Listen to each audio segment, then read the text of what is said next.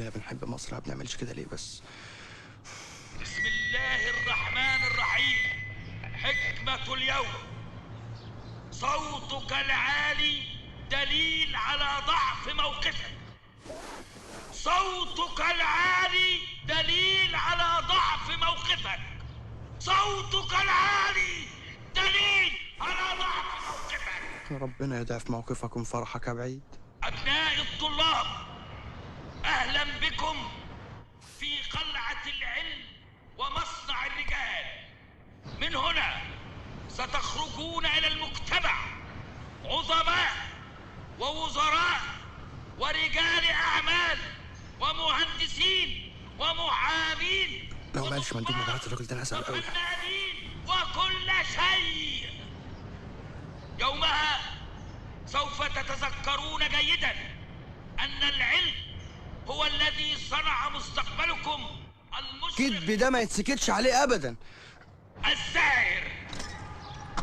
يا عم انت مش عارفين ننام، بقالك 20 سنه بتقول البق ده للعيال، وبعدين دي منظر عيال هتطلع وزراء مهندسين، دي اساسا عيال هتجمع في الجالات، ما هم عارفين ده كويس. انت فاكرهم فشل زيك؟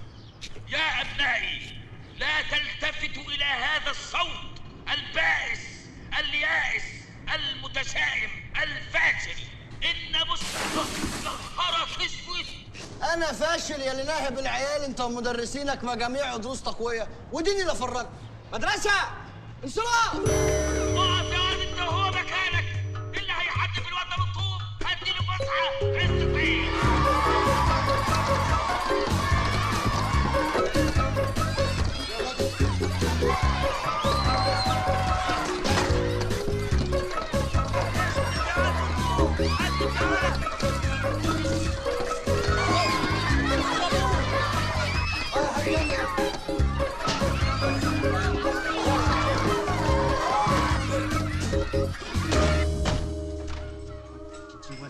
شوف يا امه، وديني ما انا نايم في البيت ده لما المدرسه دي تتخصص. يا ابني انت هتعمل عقلك بعقلهم، دول عيال سفله. سفله هم كمان يتخصصوا السفله دول. أنا 100 مرة أقول لكم اقفلوا باب التلاجة كويس. أنا شاريها بدم قلبي. بيت المؤمن بيخرب قبل بيت الظالم. في ايه يابا؟ في ايه؟ هو احنا من الكفار؟ تلاجة بابها ما اتقفلش. جيلها برد. ما بلاش أنت يا فاشل يا اللي فضحنا في وزارة التربية والتعليم. حتة باب تلاجة ياما مش عارفة تقفليه، كل الأمهات بتقفل بيبان التلاجة. صباح الفل يا حاج. صباح النور يا أخويا.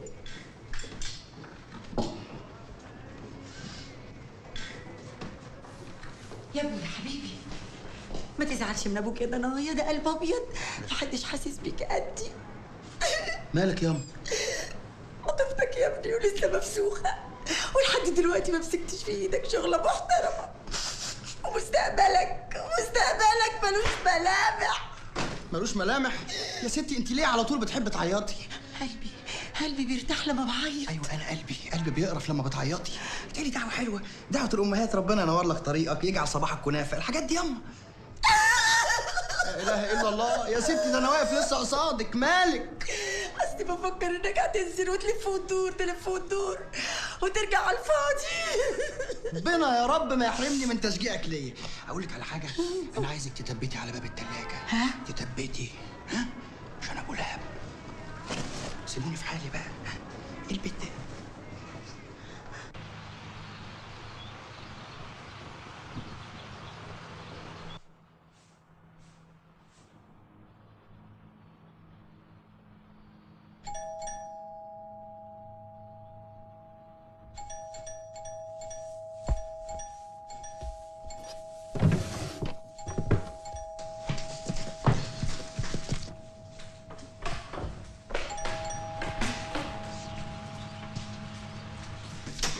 ماما، ايه المفاجأة الحلوة دي؟ الحمد لله على السلامة. الله يسلمك. ملك، انا ما عنديش وقت، لازم ارجع كفر الشيخ حالا. انا مفهم ابوكي ان انا عند الدكتور. ألف سلامة عليكي يا قمر. عارفه يا ملك، لو ما جيتيش يوم الخميس الجاي زي ما قلتي هروح للدكتور فعلا، ويمكن انت كمان تيجي معايا. يا ماما قلت لكم 100,000 مرة قبل كده إن أنا عمري ما هتجوز بالطريقة دي. الا المره دي ابوكي حالف عليا يمين طلاق، لو عاندتي هيولع في البيت نار. صباح الفل يا ست الكل. معاك رضا المسيري من شركة المصرية للمبيعات. نحن نختلف عن الآخرين خالص. سعر المنتج ثابت، سعر الشحن ثابت أينما كنت. معايا النهاردة عرض هيعجب سعادتك قوي. طقم ولعات مطبخ بسعر لا يقاوم. ده انت اللي لا تقاوم. نعم. حضرتك هتاخدي كام ولاعة؟ مش لما نجربها الاول؟ خالص مش محتاجين نجربهم. شوفي انا هقول لك بالخنصر والبنصر واديها. ما هنجربه مع البوتاجاز الاول وبعدين هاخد كتير. ما شاء الله. يا بركة عياطك ياما. يا ساتر. من هنا. من هنا. الموضوع سهل جدا. جميع العيون حضرتك شغاله وبعدين حجمها صغير يعني تتعلق هنا تتعلق هنا. ده انا اللي بتعلق فيه ايه؟ علق ايه؟ فانت اللي علق علق مين؟ ايه؟ علق ايه انت؟ ايه مين؟ اللي علق؟ عايزه ايه؟ ايه؟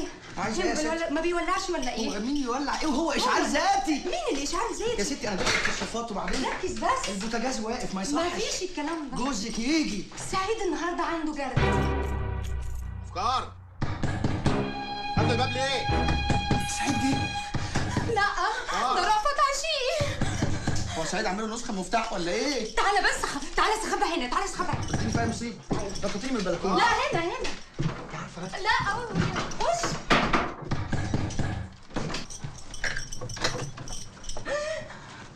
تربس الباب ليه يا بنت؟ انا ما اعرفش انك جاي يا حبيبي. مالك مش على بعضك ليه؟ مش على بعضي مش على بعضي ازاي يعني؟ في حد معاك جوه؟ لا جوه فين؟ جوه فين؟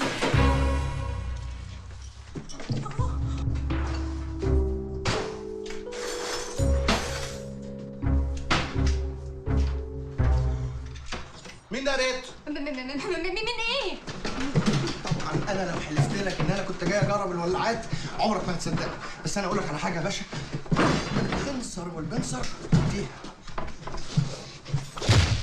يا بنتي العريس المره دي من عيله الروايسه، اكبر عائلات كفر الشيخ، وموافق ان انت تكملي دراسات عليا، يعني ما يتعيبش. ده غير ان جدتك موافقه عليه. خلاص تتجوزوا هي. انا مش هتجوز واحد ما بحبوش عشان ارضي ابويا وجدتي. يا ملك ابوكي المره دي مصمم ان الجوازه دي لازم تتم ورجلك فوق رقبتك. ده ابوكي ويهمه مصلحتك. تهمه مصلحتي ولا يهمه مجلس الشعب واصوات عيله الروايسه؟ اوعي تقولي الكلام ده قدامه لا يطين عيشتنا. ده فاكرني بعصيكي عليه. يا حبيبتي انت مالكيش دعوه بالموضوع ده خالص. انا ما اقدرش اتجوز واحد ما بحبوش مهما حصل. انت حره وخليكي منشفه دماغك، بس تبقي جنيتي علينا كلنا.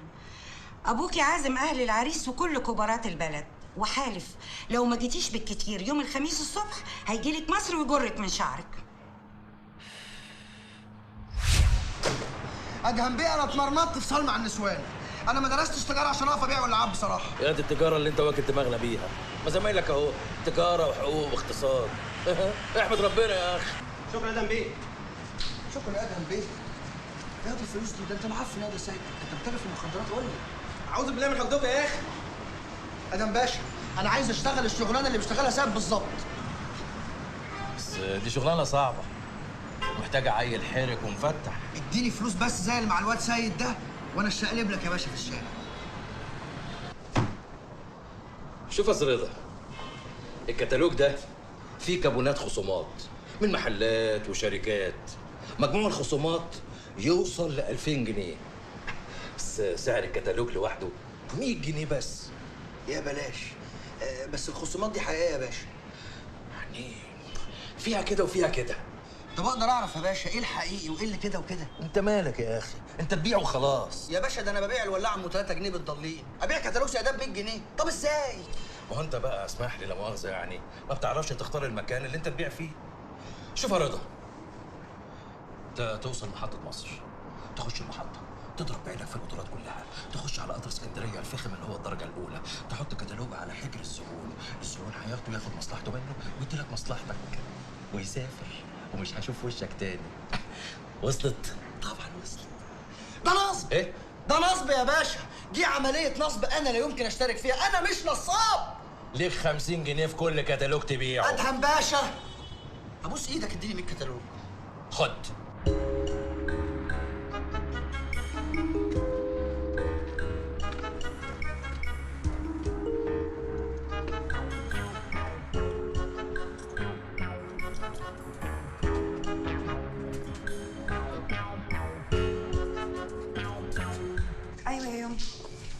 مصيبه. بابا عايز يحطني قدام الامر الواقع ويجوزني بالعافيه. انا مش عارفه اعمل ايه. وايمن كمان قفل تليفونه. هروح له بكره بقى الجامعه، ادعي لي بس الاقيه. اوكي يا حبيبتي، باي باي. مساء الفل على ذاكرة السينما المصرية. صباح الفل يا رضا، عاش من شافك. هجوم العنكبوت رجع. لا لسه بره، في الجسد الملتهب لسه نازل، تاخده؟ جبت لك الميكروفون اللي قلت لك عليه، بس ايه؟ ياباني تقفيل بلد. بقى ده تقفيل بلده. هغشك يا مجدي. طب ومالك عليا حلفان؟ الميكروفون ده قاطع 5000 جنيه في قلب طوكيو، انما عشان يلزم اخويا يعني هدولك ب 500. ده ما يسواش اكتر من 300 جنيه. هات 120 جنيه وحلق لك الميكروفون يا مجدي. هم 100 جنيه، ومفيش فلوس في المحل، هديك الحته دي. بقول لك ياباني تقفيل بلد. هتاخد الحشيش ولا تاخد الميكروفون؟ مش انا يا مجدي اللي يتلوي دراعه، وانت اكتر واحد مجربني في الموضوع ده. هات الحشيش. إن صوت مبتسمكم يا أبنائي لن يسكت أبدا حتى نسترد الميكروفون الذي سرق منا ونقبض على من سرق. تعرف يا امل لو تبطلي عياط وتركزي في الدعاء، صفقة الكتالوجات دي هتحل كل مشاكلنا. يا ما نفسي الاقي باب التلاجة ده مقفول لوحده. افتح الباب بوليس. بوليس؟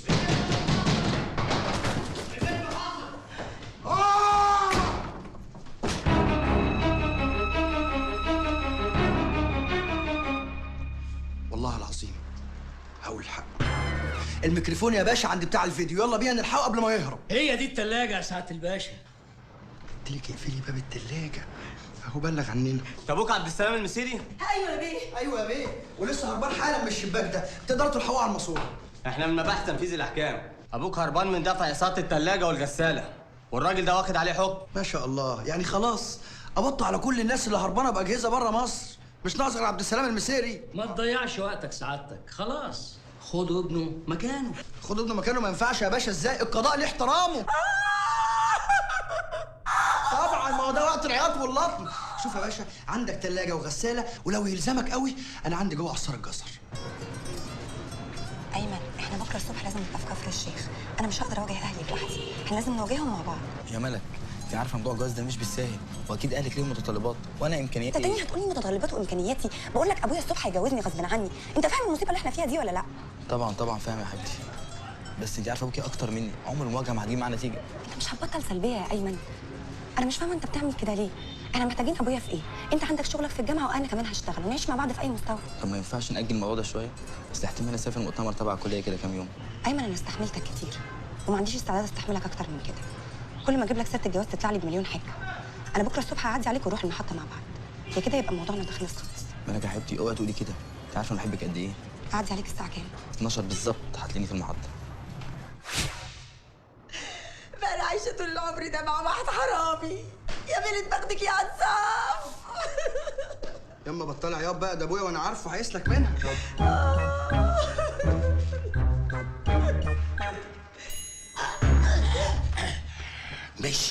مشيوا. تعالى يابا، تعالى على اللي انت عامله فينا كده يابا. تضيع مستقبل عيله عشان حته تلاجة. اعمل لكوا ايه يعني؟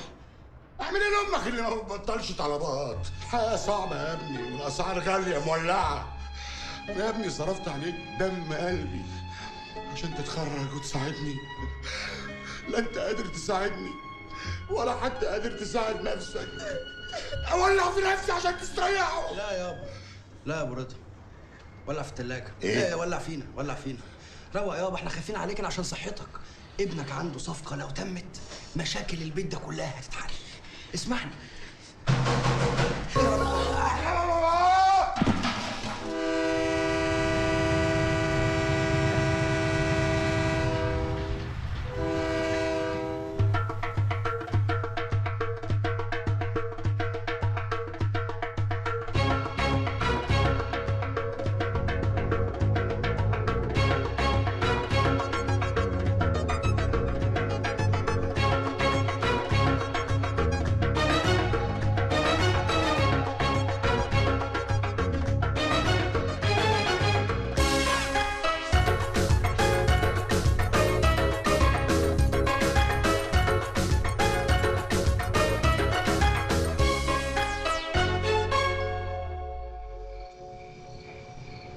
ايوه يا ام رضا، ابنك الشملول عمل ايه؟ دبر الفلوس؟ ليه؟ هو يا حبة عيني كان ساحر؟ وبعدين مش كفايه البهدله اللي احنا فيها دي يا ابو رضا؟ لزوم ايه التلاجة؟ يعني من كتر اللحمه اللي عندنا. يا وليه بطلي رغي، ده انا مستلف حق المكالمه. استنى لحسن معايا ويتن لا يكون رضا. ايوه يا اما. ازيك يا دنايا؟ بطمن عليكي، مش عايزه حاجه وانا جاي. عايزه سلامتك يا حبيبي، بس ما تجيش لحسن الراجل صاحب المعرض جه تاني ومعاه البوليس وبيقول لو ابوك ما ظهرش هياخدوك مكانه. استنى يا دنايا اصل ابوك على الويتن. طيب طمنيه يا اما، قولي له ما يقلقش، مش هروح الا وانا معايا الفلوس. خدي بالك من نفسك انت بس يا اما. سلام.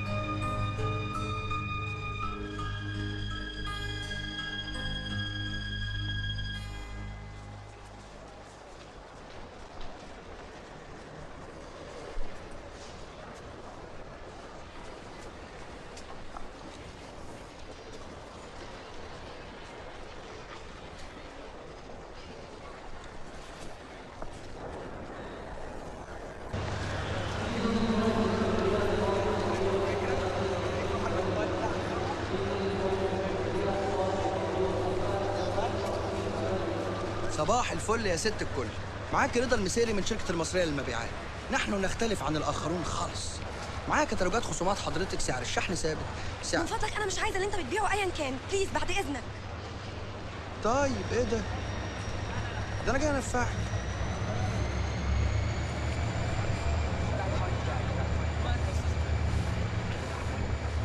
ايه يا جميل؟ هو فرقعك ولا ايه؟ رضا المسيري من شركة المصرية للمبيعات حضرتك. معاك كتالوجات خصومات فيها خصومات يعني زي ما انت عايز. ايه رأيك يا باشا؟ يا عم حل عن سماء دلوقتي، انا فضيلك. حل عن سمانة فضيلك؟ اه. الله مش كفايه عيل صغير بيشرب سجاير في المحطة؟ يلا من هنا لخنف. يلا يلا يلا.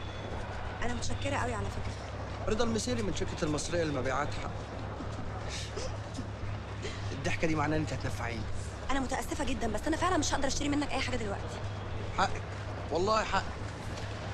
مش معنى يعني ان انا وقفت معاكي موقف رجوله ان انت تاخدي الكتالوجات، بس عارفه لو انا واحده بنت واللي عمل كده معايا واد بتاعتين هناخد العربيه كلها، لكن برضه ده حقك. انت الانسه ملك؟ في واحد ساب لي الجوده ومشي. اسم حلو قوي ملك. ناعم. طب طالما فيها جوابات بقى انا واقف هنا سعادتك، يعني لو شاورتي عقلك انا بايت في المحطه بالكتالوجات دي. ملك حبيبتي، اضطريت اسافر مؤتمر الكليه. سامحيني يا ملك، انا مش هقدر اتجوز بالطريقه دي. استعجال مش حل، ولازم نفكر بهدوء.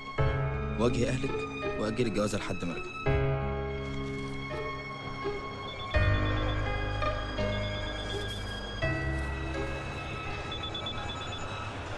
ايه يا ماما؟ ركبتي القطر ولا لسه يا مالك؟ لا انا احتمال ما اقدرش اجي. تبقي ضيعتي نفسك وضيعتيني معاكي. ابوكي حالف عليا يمين طلاق لو ما جيتيش. بيقول ان انا اللي بوظتك. يرضيكي يحصل فيا كده؟ ده جزاك يا ملك. عايزه ستك القرشانه تدخل فيا. يا بنتي حرام عليكي اللي بتعمليه ده. انت لازم تيجي النهارده والا ابوكي هيولع في البيت كله. طيب يا حبيبتي انا ما جايه. تتاخريش. طب يلا بقى يا ماما عشان الحق اركب القطر. باي باي يا حبيبتي.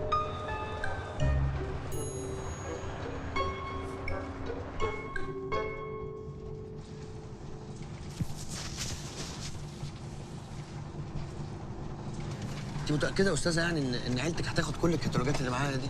بس بصراحه حرام اضرب المشوار ده على الفاضي. بقول لك ما تقلقش خالص، حتى لو ما خدوش الكتالوجات كلها انا هاخد الباقي.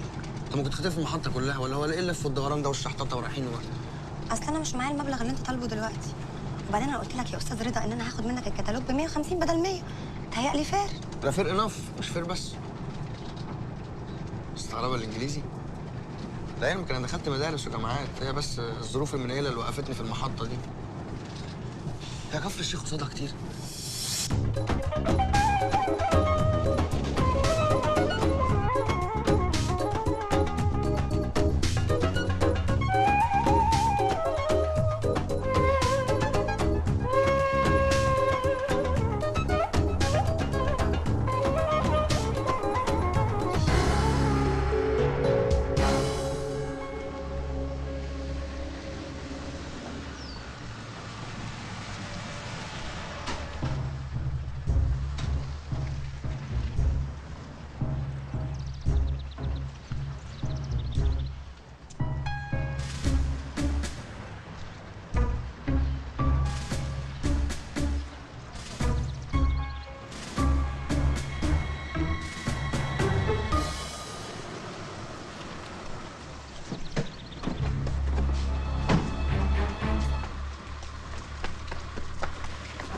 ازي حضرتك يا بابا؟ مين اللي معاكي ده؟ بعدين هقول لحضرتك. اجري يا داد والنبي هاتي لي كوبايه ميه احسن هموت من العطش. ازي حضرتك يا تيتا؟ دي سعاد هانم جدتي. وحشتنا جدا. ده عم عبده السفراجي. شوف يا عم عبده، الواحد مهما يشوف فيلم غزل البنات ده ما استفادش منه خالص.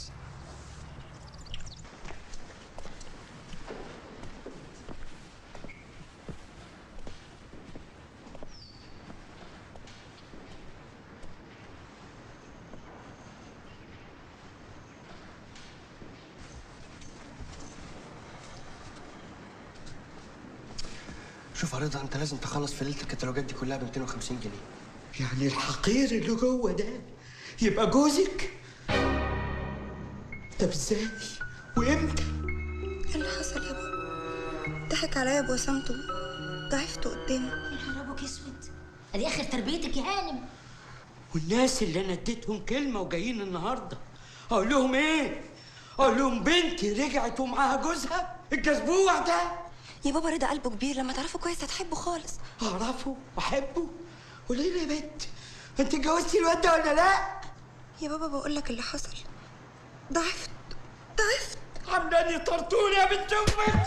حرام عليك يا جلال، حرام عليك، البنت هتموت. اما اخلص على الكلب اللي بره ده وبعدين ارجع لها. استنى بس يا جلال، هدي نفسك يا جلال. انت هتودي نفسك في داهيه، هتفضح روحك عشان كلب زي ده. عايزين اعمل ايه بس يا ماما؟ انت تلاقيه ضحك عليها عشان ياخد فلوسها، انت تاخده بالراحه وتشوفه هو عايز كام وتاخد منه ورقه العرفي وبعدين تسيبه يمشي في سلام. هات البتاع بتاعك ده.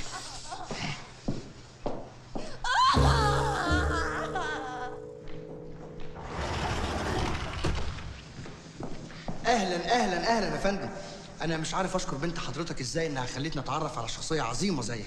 ولا الصاله قصر وقول لي طلباتك. اعوذ بالله يا باشا، انا ماليش طلبات خالص. عاوز كام وتخلص؟ شوف يا فندم، انا ما بحبش الفصال ده خالص، بس انا قعدت مع رضا، انا هخلص 250 في الليله. ليله؟ ايه كتير؟ ده لو حضرتك تعرف المجهود اللي انا بعمله هتدفع 300. يا واطي يا حيوان يا حقير. ايه اللي الادب ده يا فندم؟ احنا جايين نتهزق عندكم ولا ايه؟ انت تدفع كام لو مكاني؟ انا هديلك قلبي يا حيوان. هقول يا دكتور مالك ابوك اتجنن. هقول اهدى عمرو حازم زوري. اهدى يا بابا، اهدى. كلب حقير ده مجنون. انا هتفق معاه يا بابا وكل حاجه هتبقى تمام ان شاء الله. لازم يطلق حاله. حاضر يا تيتا حاضر. اهدوا انتوا بس يا جماعه وانا هحل معاه كل حاجه. تعالى معايا تعالى. هو طلب منك مبلغ كبير؟ حقير، طلب 250 جنيه في الليله. يا نهار اسود، يعني عشان 5000 جنيه ارمي نفسي في مصيبه زي دي؟ انت مجنون. ده ابوك كان هيقتلني بره وهو فاكرني جوزك، امال لو عرف الحقيقه هيعمل فيا ايه؟ هيقتلني انا. لا مش هيقتلك. يقتلك ليه؟ هيجوزك العريس اللي متقدم لك وخلاص. طب هو ده مش قتل برضه يا رضا؟ انا اتجوز واحد ما بحبوش وما اعرفوش بالطريقه دي، ده مش قتل بذمتك؟ يا ستي قتل ولا مش قتل انا مالي، دي مشاكلكم تحلوها سوا. انا راجل بتاع كتالوجات، وعلى فكره مشكلتك مع ابوك دي تتحل في قعده. يا رضا انت شكلك ابن بلد وجدع وشهم، ترضى لاختك انها تتجوز بالطريقه دي؟ ترضى لاختك انها تتباع كانها حته ارض ولا جاريه ولا شغاله عشان ابوها ما بيفكرش غير في نفسه؟ ستي انا اساسا ما عنديش اخوات، ثم انت كان لازم تقولي لي انسه مالك واحنا في المحطه، اقبل او ارفض، انما تجرجريني لحد هنا زي الخروف وانا مش فاهم حاجه وتاخديني في حصه وتدوك. يومين يا رضا، يومين. ايمن بعت لي جواب واكد انه هيرجع بعد يومين، وانا عارفه ان ال 5000 جنيه دول مبلغ قليل قصاد شهامتك ووقوفك جنبي، بس كمان ال 5000 جنيه دول هيحلوا لك مشكله. مش قوي، انا قلت لك البنزين في رضا، انت لو ما وقفتش جنبي انا هنتحر وهيبقى ذنبي في رقبتك بقى على فكره. يا نهار اسود، تنتحري يا رب المصايب اللي بتحصل لي من ساعه ما دخلت البيت ده، تنتحري. هنتحر يا رضا، هنتحر. يومين بقول لك، يومين. استغفر الله العظيم. يا ستي انا ما اعرفش البيت ده فيه حد، ما اعرفش حد اقعد انا اقعد في البيت ده اليومين دول اعمل ايه؟ سلطان زمانك اكل شارب نايم، محدش هيدوس لك على طرف، وصدقني الجميل ده عمري ما هنساه لك طول حياتي.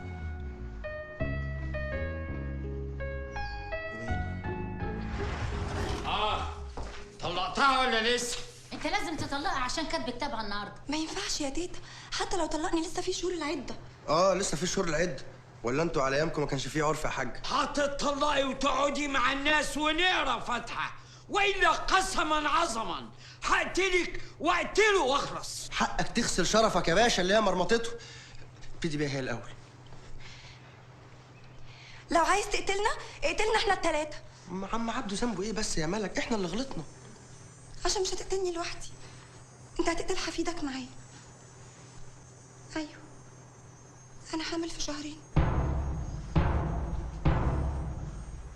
اخص عليك يا ملك، اخص. في شهرين يا ملك، شهرين ومخبيه عليا، وانت عارفه قد ايه انا محتاج احساس الابوه. اخص. هي فاكره؟ لا انا ما احبش حد يمد ايده على مراتي ابدا. نعم يا اخويا، ده شرع ربنا مش كلام يا باشا. وعلى كل عموم انا هسيبكم تتكلموا مع بعض في المشاكل العائليه دي. اي حد يمد ايده عليكي مهما كان اتصل بيا، انا في الدهليز اللي جنبك ده، في بيت الرعب اللي دخلتيني فيه. ايه العيله دي؟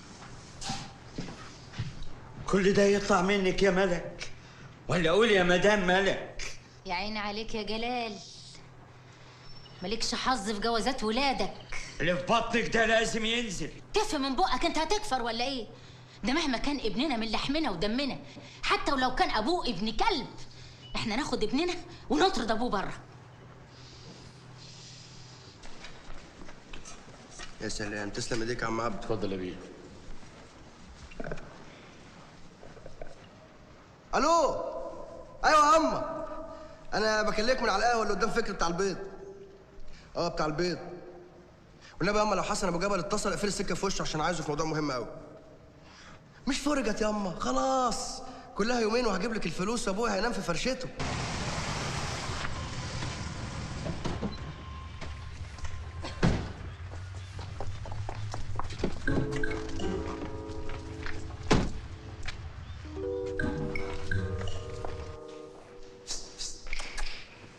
ايه يا كابتن؟ سحب الموس اللي معاك وطالع ايه؟ طالع المقطم؟ بنت الاصحاب. انت مين وازاي تكلمني كده؟ مؤاخذة يا عمرو بيه، ده جوز الانسه ملك. ده حقيقي، انا رضا جوز الانسه ملك. مش هنتعرف؟ هاي انا سهى خطيبة عمرو. ازيك يا عمرو؟ ما لحقناش نتعرف على بعض. اصل جرى في الجواز العرف يا عمرو، مرات العريس ما يتعرفش. ركز معايا انا، فين ماما وبابا عم عبده؟ جوه مع الانسه ملك. جوه مع الانسه ملك بيقرروا مستقبل الجنين بتاعنا. مش عارفين لسه ندخله الماني او تجريبي، احتمال ساعتها. شوف يا سهى، انا عايز اشرح لك. عمرو كويس انك جيت. تعال الحقني يا ابني، شوف المصيبه اللي عملتها اختك. الحقني انت يا بابا وشوف المصيبه اللي انا فيها. كن في علمكم، طلاق مش هطلق، اجهاض مش هيحصل، واي حد هيدوس لي على طرف في البيت ده هاخد مراتي وسهى وهمشي من هنا. هتيجي معايا. طيب بعد اذنكم بقى يا جماعه، عشان انا ورضا جوزي تعبانين قوي وعايزين نرتاح شويه. نرتاح شويه؟ نرتاح شويه.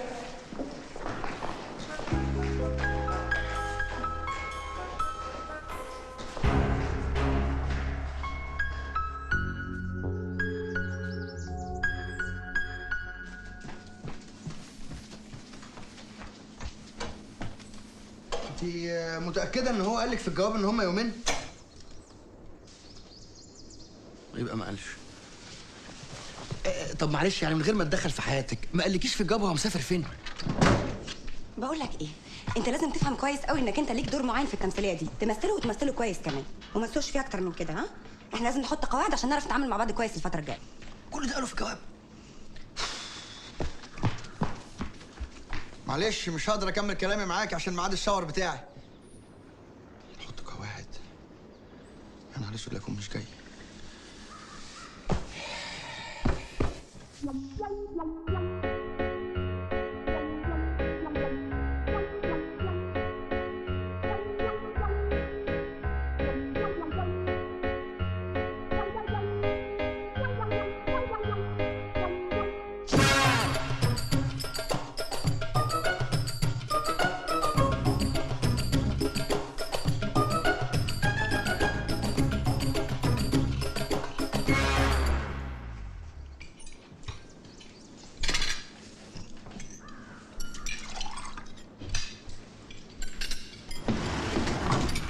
خير.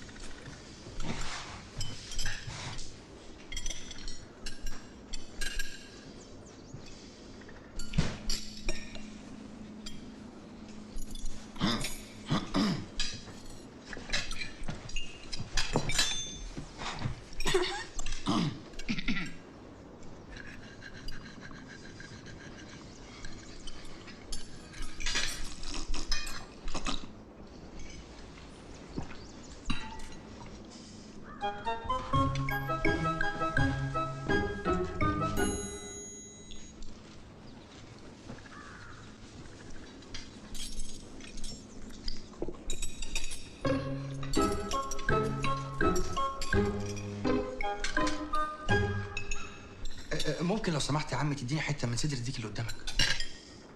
اديله يا بابا حته من الصدر، اصل رضا جوزي مش بيحب الورك. ايوه فعلا انا رضا جوزها ومش بطيء الورك. وبعدين يا عم احنا في بيتك، يعني المفروض ان انا جوزك، يعني المفروض ابو حفيدك او حفيدتك لسه مش عارفين. احنا خدنا قرار مش هنشوف نوع الجنين، نحبش احنا. لا نشوفه ايه، ده كل اللي يجيبه ربنا كويس. يا حبيبتي يا ملوكه، هنسمي البيبي ايه؟ ما قلناش لبعض.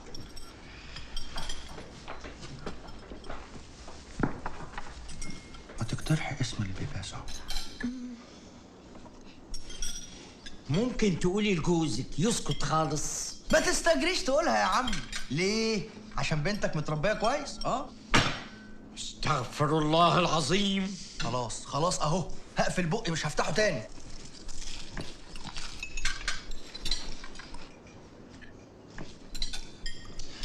ما تلفيني طبق الباميه اللي قدامك ده يا عم. كان نفسي كذبة تطلعني من الورطة اللي أنا فيها دي قبل الانتخابات، لكن خلاص شهرين والبت بطنها تكبر. أنا هقول الصراحة، وأصغر مرة أحسن ما أصغر مرتين. طب ما تقول لهم إن عريسها اللي اتقدم لها السنة اللي فاتت كان بيدرس بره، وإحنا نسينا الموضوع، رجع فجأة وطالبنا بالكلمة اللي اديناها له وعاوز يتجوزها على طول. ايوه كان لازم اتصرف لحد ما ايمن ما يرجع، ما كنتش اقدر اجي على البلد واواجههم لوحدي.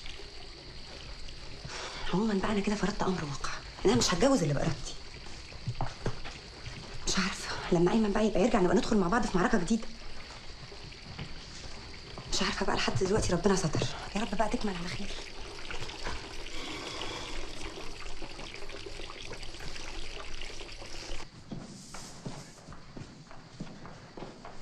انا جاهز. نعم جاهز يا عم عشان تاخدني بقى تعرفني معاك على كبارات البلد، ما عندناش وقت. اعرفك على مين؟ وبعدين بالمنظر ده اقول لهم ايه؟ بنت جلال بيه الرشيدي اتجوزت ده؟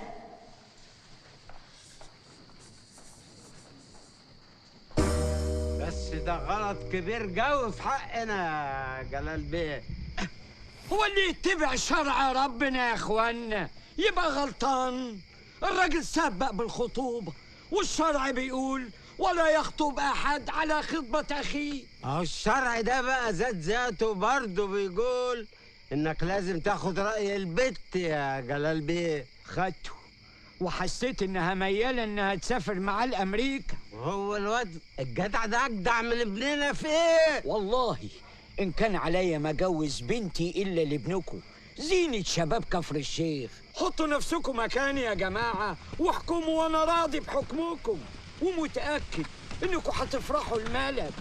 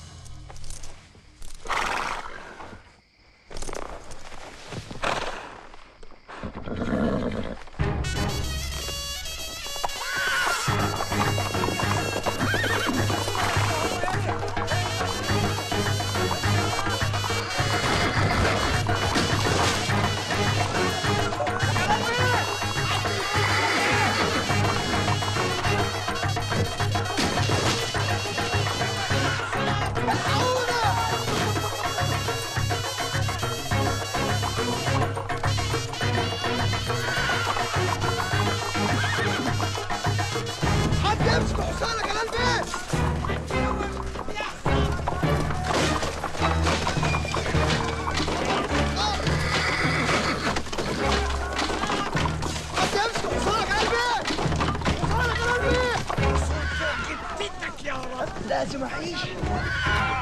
الحصان! امسكوا الحصان! الحصان يا ناس! الحصان!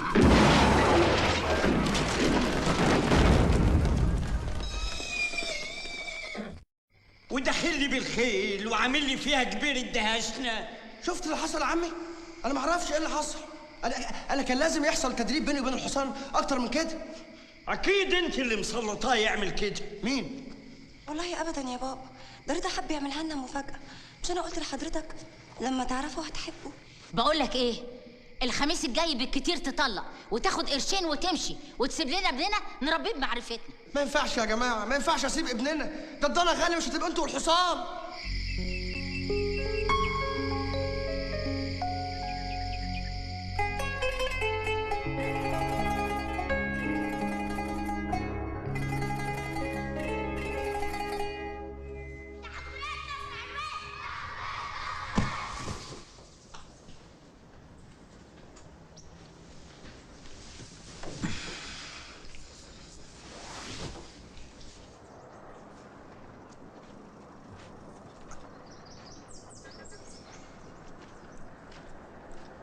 السلام عليكم يا رجاله. وعليكم السلام ورحمة الله وبركاته. اتفضل معانا يا سعادة البيه، ولو ان يعني ما احناش قد المقام. بس سعادتك متواضع قوي يا رضا بيه، انما الباشا عمره ما عدى ورمى علينا السلام، لا هو ولا المسجود ابنه. ليه يعني؟ هما بقى مبهوت ازاي؟ مش من عراقكم وشقاكم؟ العفو يا سعادة البيه. العفو ده ايه؟ مش ده الحق، هو الحق يزعل؟ انتوا بتزرعوا وتحصدوا وتفحتوا وهو ياخد الفلوس وتكتفوا في البنك. ليه بيديكم انا ليه؟ الحمد لله رضا. هو في حاجه جابتنا ورا غير كلمه رضا؟ ده انا كرهت اسمي بسببها. يضحك علينا ونقول رضا، تاكلوا بالجزمه القديمه وتقولوا رضا.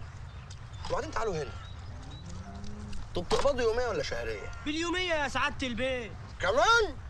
طبعا، عشان لو حد فيكم مرض ولا عيه ولا جت مصيبه شالته ما تقبضوش. حكايه اليوميه دي خلصت في العالم كله خلاص. انتوا من هنا ورايح لازم ما تسكتوش، تطلبوا حقوقكم وكل الاجازات. مرضيه وساعه رضاعه. انتوا بني ادمين مش بهايم وانا هقول لكم. طب ما البركه فيك يا سعاده البيت، كلمهن انت بقى. اهو ده عيبه بقى. عايزين حد يجيب لكم حقوقكم لحد عندكم. هيعمل لكم ايه يعني؟ هضربكم بالنار؟ هيديكوا حقوقكم ورجله فوق رقبته. انا هقوم قايل لي ساعه بقى اكونوا حضرتوا الغدا.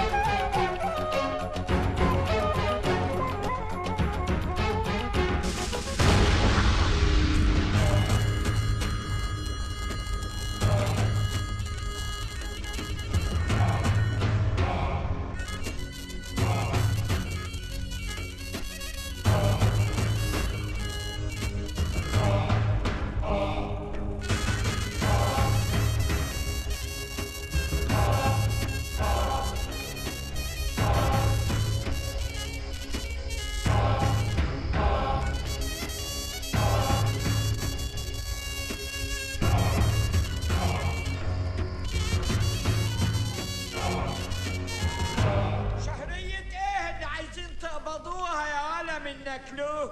انتوا فاهمين نفسكم شغالين في الحكومة؟ مين اللي حرضكم على الكلام ده؟ عيلة الرئيسة ولا مين بالظبط؟ مين اللي حرضكم وعصاكم عليا يا كلاب؟ يرد عليك اللي بيحصل ده يا رضا بيه، يرضيك قلة القيمة دي. هو ماله رضا بيه؟ انت مالك اصلا بالموضوع ده؟ انا عارف، انا مش عارف ايه اللي بيحصل. انا سيرتي بقت على كل سنه في البلد بتاعتكم ده يا عم. انا اساسا لازم ما اعرفهاش. ما عايز اقول الكلام ده يا رضا بيه. هو مين ده اللي بيه؟ انت طبعا. يا عيني ضميرك مخلصك يا رضا بيه، مش انت اللي قلت لنا الكلام ده؟ انت قلت لهم ايه بالظبط يا زفت انت؟ الناس دي حطاني في دماغها يا عم، الناس دي حطاني في دماغها. انا ما قلتلهمش حاجه، ما اعرفهمش. انا اعرف ان اللي ليه حق يطلبوا بادب، مش جايين مولعين لي نار وعاملين لي فيها سقاب الجبل. ما ينفعش. انا ممكن اندهلكوا البوليس يلموكوا في قضيه امن دوله. لعلمكم بقى يقدر. بس انا مش هستنى البوليس، انا هعتبركم متهجمين على ارضي. يستطيع. وهعد من 1 ل5. لو لقيت حد موجود هنا هقتله في مقدرة هذا الرجل، واي حد يموت ملوش عندي دية حقيقي.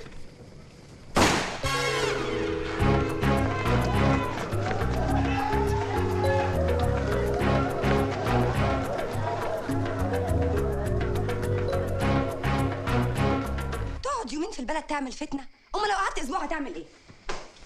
وانا اللي كنت فاكرك هتقفي جنب الفلاحين الغلابه اللي انتوا اساسا مصين دمهم. فلاحين اللي انت بعتهم بعد اول طلقه. الله، المهم ان هم عرفوا يطلبوا حقوقهم. المره دي جريوا، المره الجايه هيقفوا. انما قولي لي، فات يوم والتاني ولا حس ولا خبر عن ايمن، في ايه؟ انا نفسي افهم كل لما اجيب لك سيره ايمن بتتعصبي ليه؟ مش احنا في تمثيليه؟ انا لازم افهم شخصيه الراجل اللي انا بمثله. ولعلمك انا كنت بمثل في مسرح الجامعه. مرة عملنا مسرحية اسمها في انتظار جودو. كل الستات والرجالة والشيوخ فضلوا مستنيين جودو ده اللي ما جاش. وخلصت المسرحية والناس مشيت وبرضه جودو ما جاش. يا نهار اسود، الايمن بتاعك يطلع زي جودو.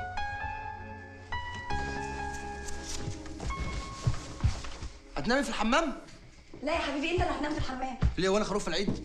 وبعدين مالك لازم يبقى عندك ثقة في نفسك أكتر من كده، ما فيهاش أي حاجة لما احنا الاتنين ننام سوا، أنا على السرير وأنت على الأرض. يا سلام. طب لعلمك بقى نوم الأرض مفيد للحوامل. الله، طب ما أنت بتضحكي أهو. أنا بكلمك بجد، نوم الأرض مفيد للحوامل. تصبح على خير. طب لما احنا يعني بنتكلم. تصبح على خير. مالك نوم الأرض؟ تصبح على خير. تبقى أهل خير، أنا في الحمام.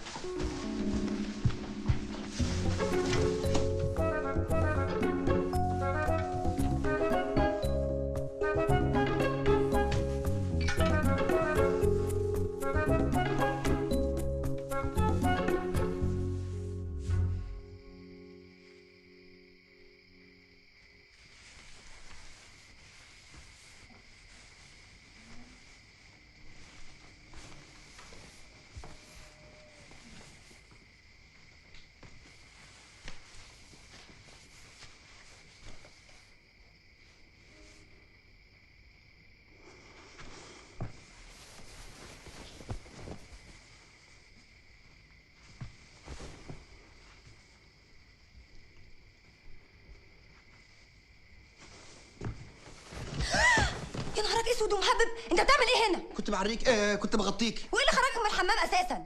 مش ماسورة الحمام اتخرمت ونازله اشوف لها سباك في القريه. انا غلطانه اني وثقت فيك. بغطيك. انتوا كده كلكم زي بعض. كلكم زي بعض. انت معقده. رايحه فين؟ داخله انام في الحمام وبشبع انت بالسرير. طب والله كنت بغطيك.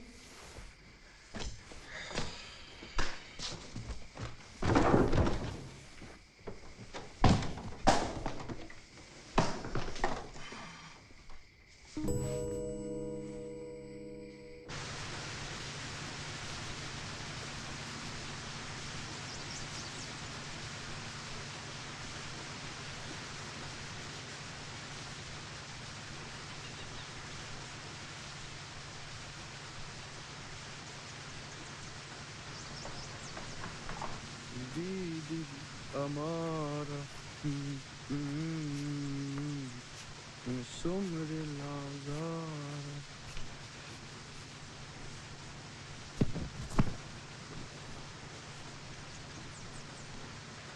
بين الأمارة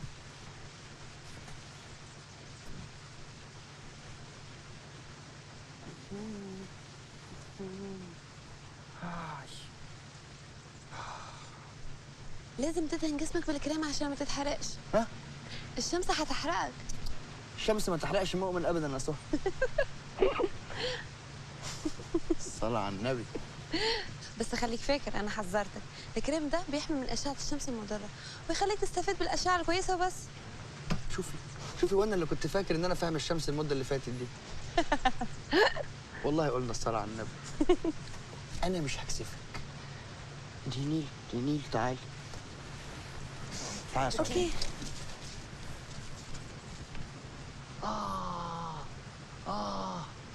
يا عظمك يا رضا. يا ضلوعك يا رضا. انزلي تحت انزلي تحت. ايوه يا سهى، ده ابو فاس ده يا سهى.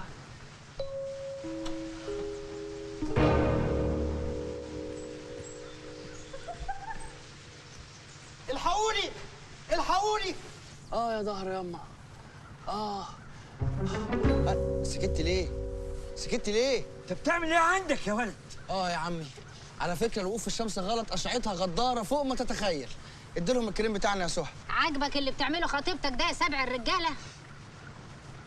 دي عمرها ما عملت لي كده. ايه اللي انت لابساه ده؟ قوم فز منك ليها واستروا نفسكم. قوم. سهى على الله ما يكونش حد من الفلاحين شافها. دي حاجه بسيطه، ده مش بعيد يكونوا صوروها يا تيتا. البلوتوث بقى في كل حته، انا اللي هقول لكم ازاي تحافظوا على بيتكم. ما تلم جوزك يا ملك، عاجبك اللي هو عامله ده؟ تعال عايزاك. ليك حق يا ماما، انا فعلا ماليش بخت في جوازة عيالي. اللي انت بتعمله ده قلت لك 100,000 مره مالكش دعوه بعيلتي، مفهوم؟ يا ست انا ماليش دعوه، هي اللي كانت عايزه تحط لي من الكريم بتاعكم. يا سلام، انا عارفه ان انا مش عارف اخد منك الحق ولا باطل، دي حاجه بقت تقرف. سهى من فضلك ما تكبريش الموضوع، الحكايه مش مستاهله كل ده. انا لا يمكن اسمح لباباك يفرض ذوقه متخلف ده عليا ابدا. لا يا سهى مالكيش حق، بتشتميه باهله في وسط بيته. لا شوفي يا سهى، انا عايزك تروقي، خلي صدرك واسع كده. انت شفت اللي حصل؟ يستاهل اللي عمي قاله. ما انت عارفه ان عمي مخه على قده، مع اني ياما قلت له يا سهى صوتك العالي دليل على ضعف موقفك. صوتك العالي. بيبي صدقيني دول بيحبوكي وما يقصدوش انهم يزعلوكي في اي حاجه. امال لو كانوا يقصدوا يا عمرو، لو كانوا يقصدوا انا شايف كل حاجه وساكت، وكل ده يا ابني في فتره الخطوبه. امال لما يتقفل عليكم بقى. سهى انا مش مطمن. بيبي انت لو سبتيني انا هموت نفسي. ايه ده؟ هموت نفسي. ايه ده انت بتعمل كده ليه؟ بس خلاص، احنا لازم نشوف حل وسط يا جماعه.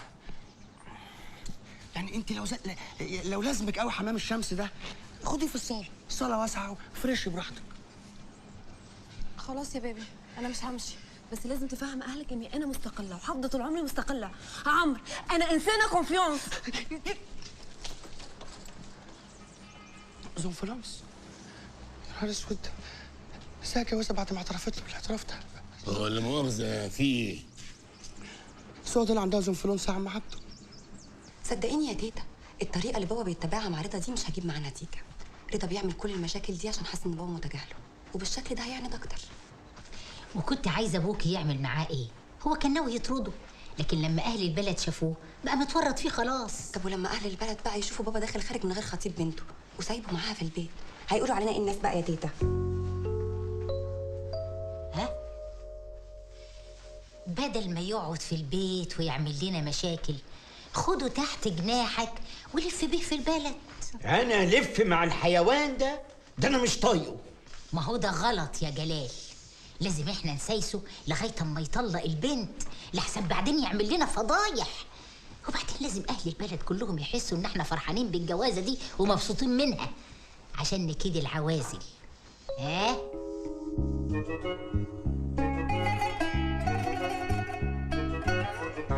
الله، ايوه كده يا عمي، من زمان وانا نفسي تامني على املاكك. ما هو بعد عمر طويل يعني كل ده رايح لمين؟ لاولادك، وانت ولادك لا يعتمد عليهم خالص.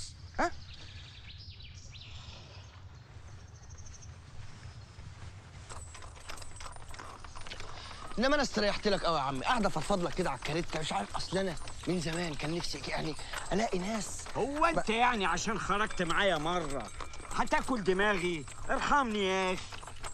انما انت خدت الارض دي كلها ازاي يا عم؟ طبعا وضع يد.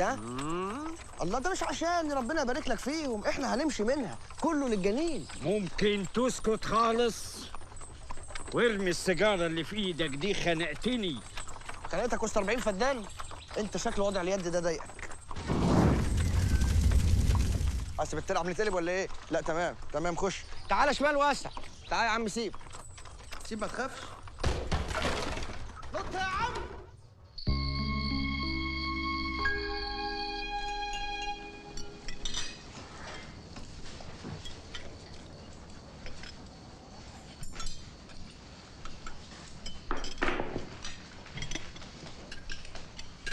بس انا استغربت قوي يعني على سعاد هانم.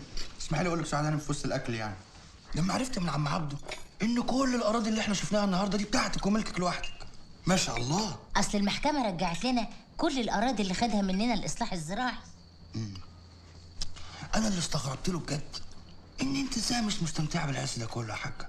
انا من ساعه ما جيت لا شفتك بتخرجي ولا بتروحي ولا بتيجي وسايبه كل حاجه على عمي، مع ان ده اكبر غلط يعني. يعني ايه اكبر غلط؟ هو عمي فاضل ايه ولا ايه يا حاجه؟ السياسه واخده كل وقته. انت اللي لازم تبشري املاكك بنفسك. طب اقول لك على حاجه، الفلاحين النهارده ما عندهمش سيره غيرك. هي فين سعاد هانم؟ وحشتنا سعاد هانم. فين ايامك يا سعاد هانم؟ صحيح يا جلال؟ طبعا يا امي، دول كانوا هيعيطوا من شوقهم ليك. ايوه بس انا دلوقتي الصحه ما عادتش مساعده، بقيت مكحكحه. ما هو من القعده، من القعده يا حاجه. شوفي انت عارفه لو تصحي الصبح تاخدي لك لفه كده في تراك الغيطان وتفطري في وسط املاكك تحسي بطعم تاني خالص للدنيا. تصدقي والله يا طنط رضا عنده حق. شفت يا مالك اقتراحك عجب سهى ازاي؟ تعرف يا ابني عندك حق فعلا، بس انا كبرت يعني على اللف والتنطيط. كبرتي ايه؟ ولا يبان عليكي. صحيح. شوفي يا حاجه، انا قررت اعمل لك برنامج ترفيهي شامل. يعني هناخد كلنا مركب ونطلع بحيره البرولس. بلاش مركب، خلينا ناخد فلوك احسن. طب هندلدل رجلينا. شوفي يا حاجه، احنا لو لمحنا البحيره من بعيد يبقى ربنا كرمنا. انا اساسا بكره الميه.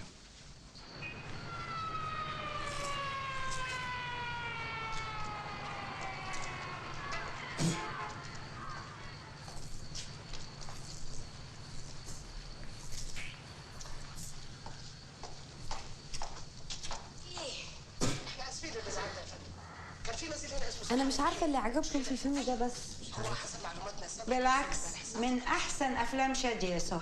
ايوه يا طنط، بس القصه ما فيهاش لوجيك. ازاي زهره دي تتخدع بسهوله في راجل نصاب زي ده؟ طب قولي زهره دي جاهله. الدور الباقي بقى على الناس المثقفه المتعلمه اللي دخلت مدارس بتاكل بعلاها حلاوه. والله بتاكل بعلاها حلاوه. طب انا كان ليا مره واحد صاحبي بيحب واحده وكان متفق معاها ان هو يقابلها في محطه مصر، يعني ياخدها يعرفها باهله، وفضل يستناها انها تيجي. ما جاتش. لو ايه بعتت له جواب قالت له انها مسافره وطلعت مش مسافره. ورغم ده، رغم كل اللي حصل، لسه فاكر انها بتحبه. ده عبيط وعايز اطمر قدته. اطمر قدتك انت ان شاء الله. طب والنبي يا عمي، انت رايك ايه في الكلام ده؟ انا بقول نطفي التلفزيون وتقوم سعادتك تمثل لنا فيلم صراع في المحطه اللي دوشتونا بيه. صباح على خير. ايه يا حبيبتي، مش هتكملي معانا الفيلم؟ لا معلش، اصله بيخنقني. مين سمعك؟ وانت مش هتكمل لنا حكايه صاحبك؟ صاحبي مين؟ صاحبك والبنت بتاعته. ما انا ما قلتلكيش. كلها مترو الانفاق بتاع الخلفاوي بعيد عنك.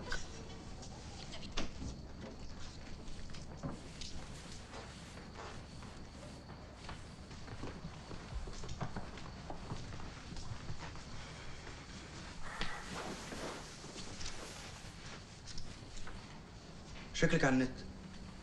من اول ما شفتك وانا قلت عليك قوي الملاحظه جدا. شفتي بقى ان انت لسه زعلانه من موضوع الفيلم بتاع شاديه ده؟ ده فيلم، كنت بهزر. ممكن لو سمحت تسيبني اركز؟ حاضر، معاك حق فعلا، اصل النت ما فيهوش هزار، محتاج تركيز. هو اي ما بعتش حاجه يقول فيها جاي امتى؟ الواحد عايز يفهم راسه من رجله برضه. بص يا رضا، انا عارفه ان انا اتفقت معاك على يومين، بس يعني اديك شفت الظروف اتغيرت ازاي. بعدين من يومين ل4 والله ما هتفرق، وان شاء الله بالكتير قوي الخميس الجاي يكون ايمن ظهر ومشكلتك اتحلت. مالك انت الماجستير بتاعك فين؟ في موضوع ما اعتقدش انه يخصك. لا بجد والله، الماجستير بتاعك فين؟ في الروايه المصريه الحديثه. جمال الغيطاني وصنع الله ابراهيم اصلان. غريبه قوي. انت تعرف الناس دي منين؟ انت ليه فاكراني جدي؟ ما قلت لك كنت في مسرح الجامعه وياما قريت كتب وبحب الادب. هي بس الحياه اللي خبطت معايا. ولعلمك الخبره اللي انا استفدتها من الحياه فادتني اكتر بمليون مره من الكتب والروايات. يعني مثلا بقيت اقدر افرق ما بين الراجل اللي يوعد بكلمه ويلتزم بيها وما بين انتي لسه عايزه النت؟ تغمضليش عين الا لما اطمن انا والحاجه على بعض بالشاتنج بتاعكوا ده ماسنجر. رضا سيبني اركز. ما انا نسيت كده والله. بس فعلا النت لما تقعدي عليها بالليل بتبقي تركزي لازم. لازم. سوا معاك انا مع السلامه.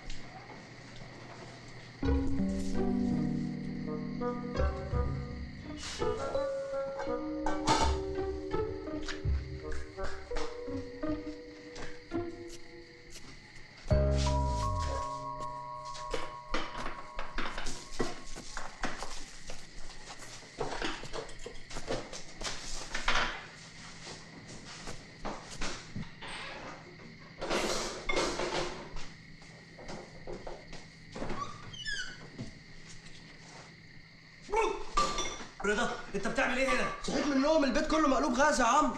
قلت شاك على الانبوبه قبل ما نولع في البيت ده.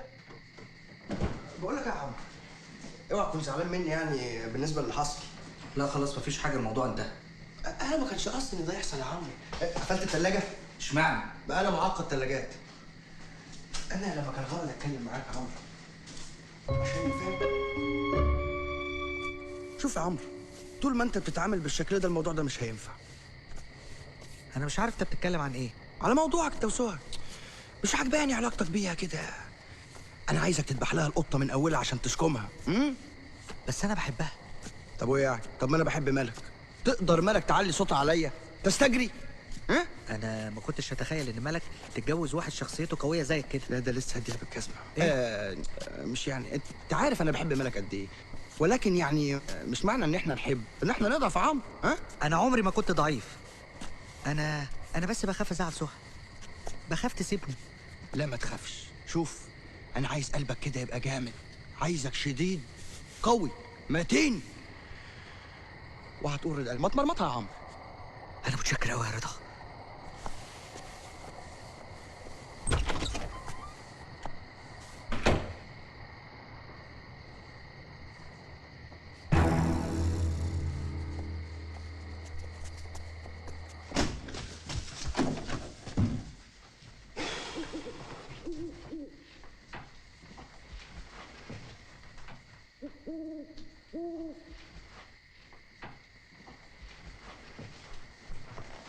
ياما تعالى. ايوه انت بتعمل ايه هنا يا رضا؟ ايوه بعمل ايه؟ مش الفجر جدا. فجر جدا يا حاجه. دخلت اصحيك تصلي الفجر. مش معنى ان انا قلت لك تشوفي دنيتك انك تنسي اخرتك. صح؟ السلام عليكم. تعالى بس. تاني. وهو انا معقول هنسى صلاه الفجر؟ ربنا يديك الصحه يا ست الكل. تعرف يا واد رضا، انت واد كويس قوي، بس لو كنت دخلت البيت من بابه كنا فرحنا بيك. والله انا كان نفسي يا حاجه، مش عارف ليه ملك مصممه تمرمطكم. ايه؟ تمرمطكم. بعدين سيبك انت من الكلام ده. انا عايزك تاخدي بالك من صحتك كده زي ما اتفقنا. السلام عليكم. استنى يا رضا. نعم. عارف انت الكلام اللي انت قلته لي امبارح اثر فيا قوي.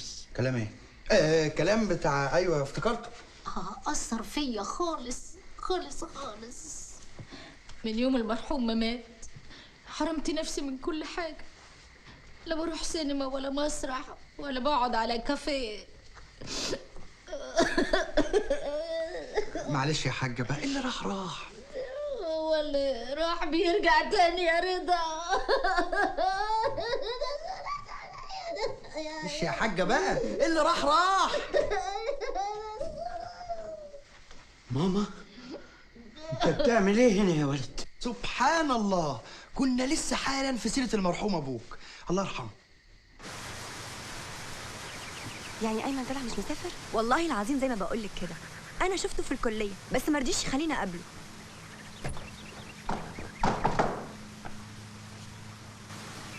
قوم نجري حضري لي الفطار. نعم. ايه ما سمعتيش؟ نجري حضري لي فطاري. بقول لك ايه، ما تعيش في الدور، يمنى عارفه كل حاجه. لا طالما يمنى عارفه كل حاجه بقى انا اللي هعمل الفطار. هعمل لك نص مربى معايا. تقربي السؤال. طيب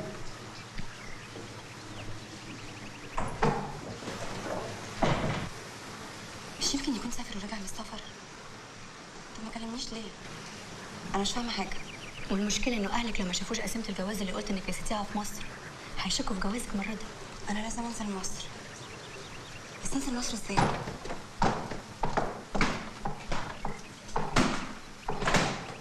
يا سيدنا والنبي دي مش طريقه، مش معقوله كده.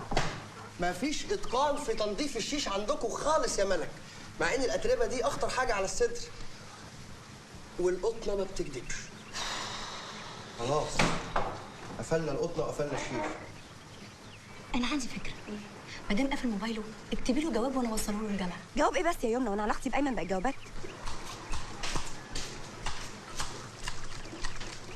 يا سيدي يا حبيبي، عايزين نتكلم مع بعض شويه، مش معقوله. مفيش اتقان في قص الفروع، وبعدين الفروع دي لو طولت هتبقى خصول، تطول تطرف عين يمنى، تعور حد، ما ينفعش. الله، وبعدين الشجره ما بتكتبش. دمه خفيف قوي الجدع ده. احنا في ايه ولا في ايه بس؟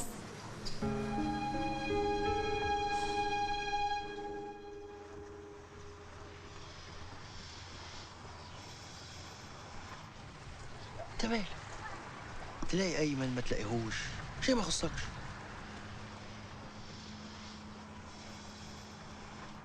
معاك حق. بس يعني الواحد بيزعل لما يلاقي بنت طيبه وجميله مضحوك عليها. بمزاجها ولا مش بمزاجها؟ ها؟ ما تبصيش في الارض وكلمني، بمزاجها ولا مش بمزاجها؟ بمزاجها. معاك حق. انا كنت بقول نوعيها، يعني بدل ما نضحك عليها تاني، وطالما بعمل جميل كمل له اخر زي ما انت شايف. بقول لك ايه، انت جاي هنا يومين تقضيهم بالطول ولا العرض وترجع. انا ها؟ معاك حق. اقعد قول لي بقى عندك حق اللي عمال تقولها من الصبح دي، وشايفك عمال تتسرسب وتتعلق ومش فاهم اي حاجه. فوق. انت عامل واحد ما بقاش يعرف يفضفض معاك بكلمتين. انا بقى ما حدش يعرف يتكلم معاك كلمتين، انا بقى تروح قوم من جنبي، قوم الله يحرق قعدتك في الجيم، ازعق نف. قعدتك زباله.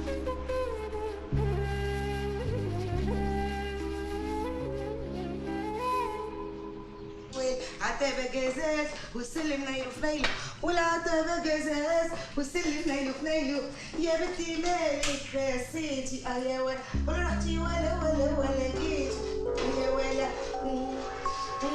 عتبة جزاز والسلم نايله في نايله.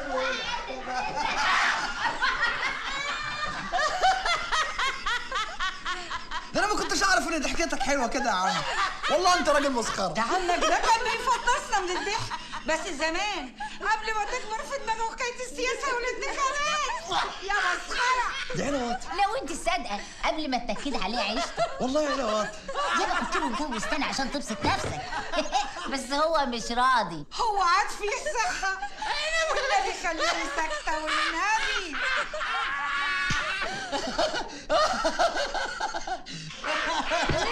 يا عم ما تبلي نفسك، هو انا شغال عندك ولا ايه؟ هو ده انت اتجننت؟ بتعلي صوتك عليا؟ من هنا ورايح لو عليتي صوتك عليا هديكي بالصرمه زي ما رضا بنتي مالك بالصرمه، مش بتديها بالصرمه.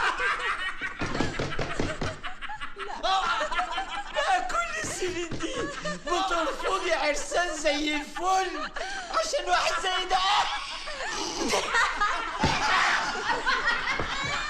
ما البركه فيك انت يا بابا الصراحه بقى.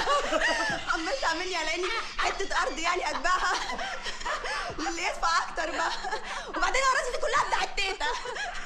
نفسه اموت عشان يورثني الحال، لكن ده بعده.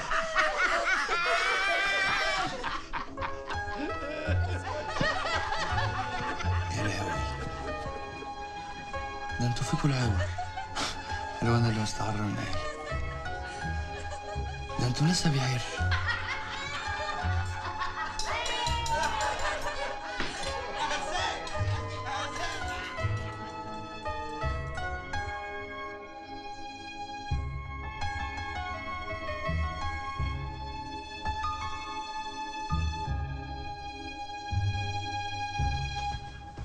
مزعله نفسك كده ليه؟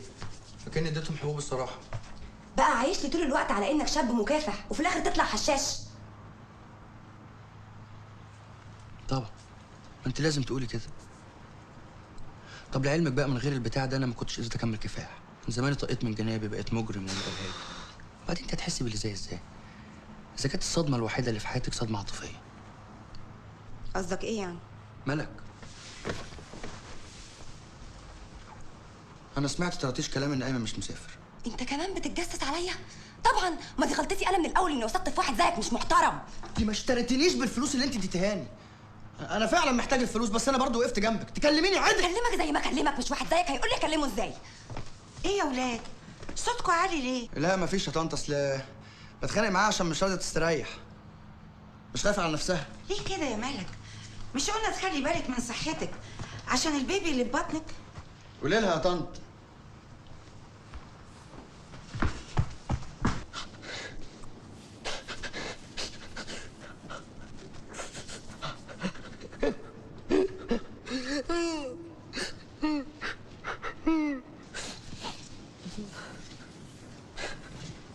مالك يا عمرو؟ لابس كت ليه يا ابني؟ سهى سابتني يا رضا، زعلت علشان كلمتها وحش. البابية خلتني انفعل. عمرو انا عايز اسالك سؤال، هو انت ممكن تتجوز سهى لو هي ما بتحبكش؟ لا طبعا. حلو، يعني لو سهى بتحبك بجد هترجع لك، ولو ما بتحبكش مش هترجع لك، وفي كده الحالتين انت اللي كسبان. صح؟ صح. يلا امسح دموعك، يلا في ايه؟ تعزف الفلاحين تشوفك تقول ايه؟ عمرو بيه بيعيط. امسح دموعك وكل حاجه هتبقى زي الفل.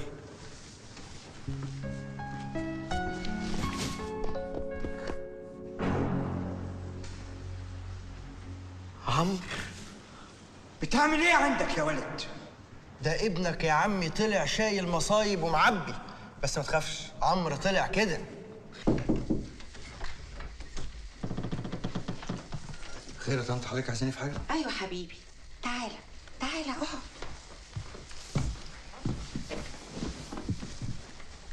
ايه ده؟ دي صور ملك وهي صغيره، انا طول عمري شايلهم لها عشان اديهم للانسان اللي تحبه وتختاره. بما انها اختارتك يبقى الصور دي من حقك.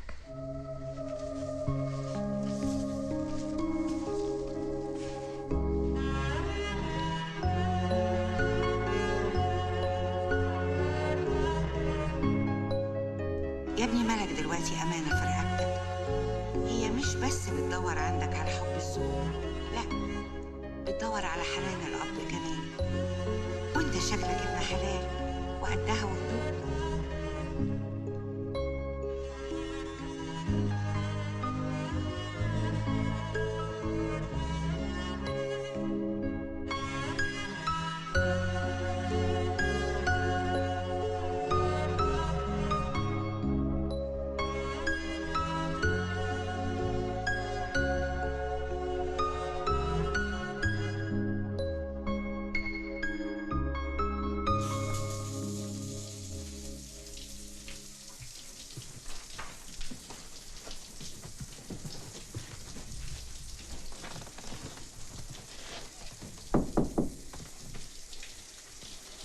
ايه هتنام المغرب ولا ايه؟ لا انا باخد دش. في حاجه؟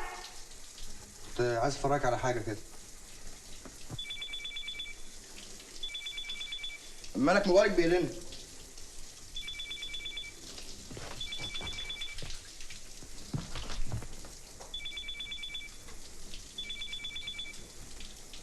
مالك؟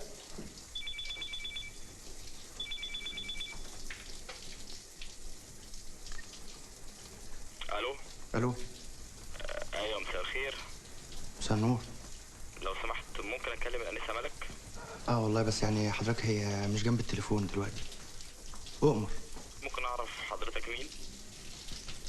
انا واحد قريبهم من بعيد، يعني تقدر تقول متربيين سوا. تحب ابلغها حاجه حضرتك؟ يبقى لها فتره بتدور عليك. هو انت متاكد فعلا يعني ان انتوا متربيين سوا؟ هضحك عليك. كويس قوي. طب يا ريت بقى حضرتك تبلغها تبطل شغل المراهقه اللي عايشه فيه ده، وتبطل الفضايح اللي عاملاها لي في الجامعه والجوابات اللي عماله تبعتها لي ليل مع نهار. انا شكلي بقى وحش قوي قوي وسط الزمالك. ايوه يا دكتور ايمن، انت لو عارف. سمحت سيبني اكمل كلامي. انا عايزك تبلغها ان الاسلوب ده ما ينفعش معايا خالص، وان احنا لازم نبعد عن بعض فتره عشان نقدر نقيم العلاقه دي. ويا ريت يا ريت تقول لها ما تتصلش بيا خالص طول الفتره دي.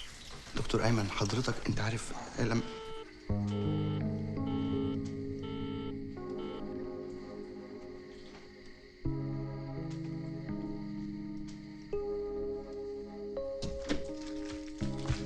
نعم، كنت عايز ايه؟ كنت عايز افرجك على حاجه. كنت لسه انت كنت بتكلم مين من التليفون؟ ما كلمتش حد. ايمن؟ انت رديت على ايمن؟ اصل هو كان بيقول لك ان انت قلت له ايه؟ ده قفل تليفونه. رد عليا، انت قلت له ايه؟ طبعا تلاقيك ضايقته، تلاقيك عصبته، تلاقيك قلت له اي كلام من كلامك الزفت ده. قبل ما تزعلي نفسك قوي كده، البيه اللي انت محموقه عليه طلب مني ابلغك رساله. يا ريت بلاش تبعتي له جوابات تاني في الجامعه عشان شكله بقى وحش قوي وسط زمايله، ولا تكلميه في التليفون. وعايزكم تبعدوا عن بعض فتره عشان تقيموا العلاقه. انت كذاب. انا فعلا كذاب. حتى ابقى كلمي يمنى صاحبتك اساليها.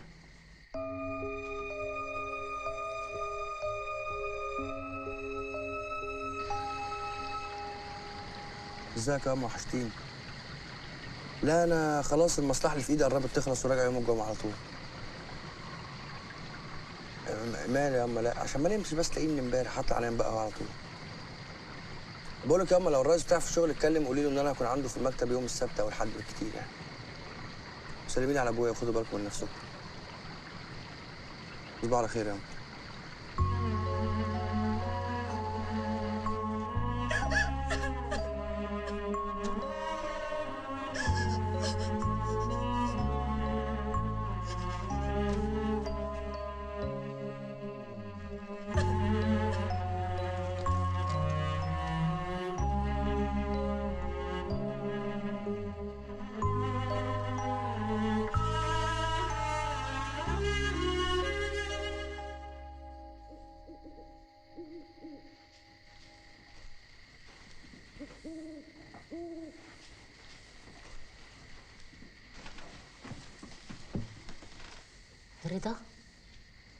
رضا. السلام عليكم ورحمة الله. انا ما عملتش حاجه. ايه يا ابني اتفزعت كده ليه؟ انت شفت عفريت؟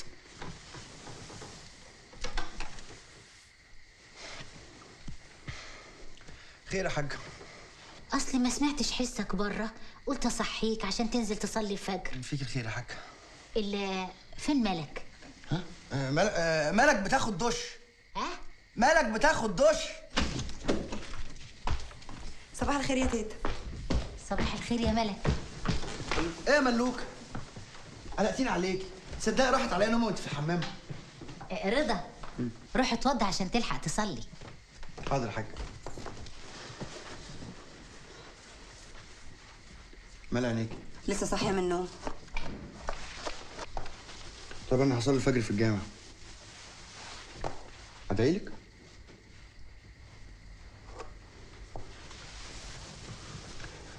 على فكرة العياط في الحمام غلط، خصوصا لو على حد ما يستاهلش.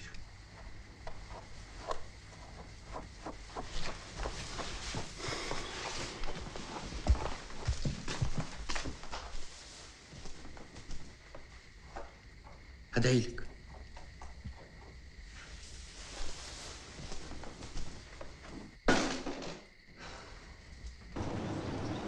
تقبل الله يا عم عبد. منا ومنكم يا رضا بيه. رضا بيه ايه ده؟ انا زي ولادك. طيب ماشي يا رضا. بقول لك يا عم عبد، نعم. بتشتغل بقالك فترة مع جلال بيه؟ من زمان، من ايام ما كان اسمي عبد الحميد. من ايام ما كان اسمك عبد الحميد؟ ده من زمان قوي يعني. طب يعني انت اكيد شفت مالك مراتي وهي صغيرة. ياما يا سلام، ياما مالك دي ضيعت عليا صلاة الفجر في الجامع. ازاي يعني؟ كانت تعملها عليا قبل صلاة الفجر بشوية. ما الحقش اغير هدومي. بقول لك يا عم عبد، تعرفش ايه اكتر حاجه مالك بتحبها؟ ايه ده مش كتير شوية المشبك دول يا استاذ رضا؟ اصل انا مزعلها قوي يا عم عبد. عارف يا رضا بيه؟ انا بحمد ربنا انه ما رزقنيش بعيل. ليه؟ اكيد كان هيحب الانسه ملك ويروح يطلبها من ابوها وابوها يرفض ويشردنا انا وعيالي ونعيد فيلم ترد قلبي تاني وانا اتشل. لما هي صراحه تتحب يا عم عبد. على فكره الانسه ملك دي غير ابوها خالص. البت دي كانت بتحب الناس كلهم. اقول لك انا وهي صغيره كانت عيله قد كده صغيره بتحب ترسم على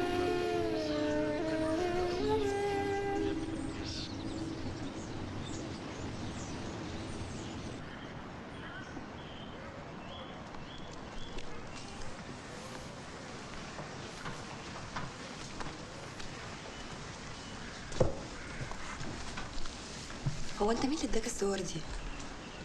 مامتك. بس اقول لك على حاجه. انت كنت حلوه قوي في الصور وانت صغيره. ميرسي قوي. هو انت ايه اللي ورا ظهرك ده؟ ايه اللي ورا ظهرك؟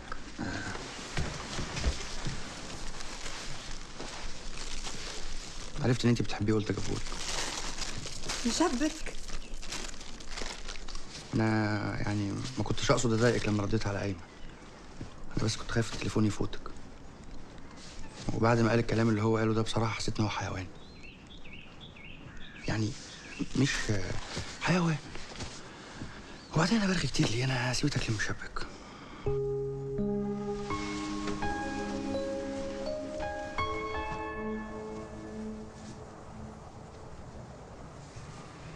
الله، ايه الشياكه دي يا عم؟ شكلك رايح مشوار مهم. ايوه، ومش عايز عطله. طب ما تاخدني معاك، انا قاعد في البيت زهقان ما بعملش حاجه، انا زهقت. لا، ما ينفعش خالص. ما ينفعش خالص؟ يبقى انت راح تكون حماتي. قول لي قول لي. ولا اطلع من دماغي، انا مش فضيلك، انا ورايا شغلي. يا جلال بيه، احنا زهقنا كلام وشكاوي ومفيش اي حاجه بتحصل. بنك التصنيف الزراعي ما هوش سائل فينا، مديريه الزراعه ما هيش حاسه بينا. احنا لو ما لقيناش حد يشتري مننا القمح اللي احنا زارعينه يبقى نزرع برسيم من السنه الجايه ونريح دماغنا. يا ريت يا جلال بيه نسمع منك كلام يكون بعيد عن الوعود اللي ما هيش جايبه همها. أنا من ناحية الموضوع ده أنا عايز أقول حاجة. معلش بقى، انا ليا وجهه نظر مختلفه تماما عن جلال بيه. اولا اسمحوا لي اقول لكم يعني في وسط الموضوع سلام عليكم.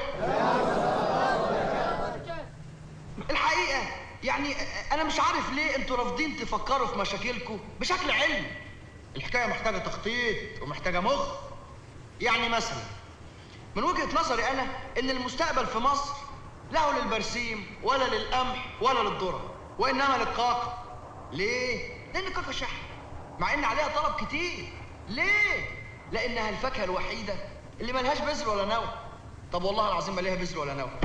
الله يخرب بيتك، كاكة ايه اللي بتتكلم عنها؟ انتوا عارفين يا جماعه حل مشكله هذه البلد بيكمن، واسمحوا لي يعني اقول لكم يكمن في وسط الكلام، في ان انتوا تنتخبوا مرشح زي جلال بيه، راجل منكم وعليكم، مش زي بقيه المرشحين اللي ما بتشوفوهمش غير يوم الانتخابات وبقيه السنه ماليين عنكم. جلال بيه لا، جلال بيه ما بيلبسش الجلابيه مره في السنه. شوفوا يا جماعه، جلال بيه ليس ذلك الرجل خالص.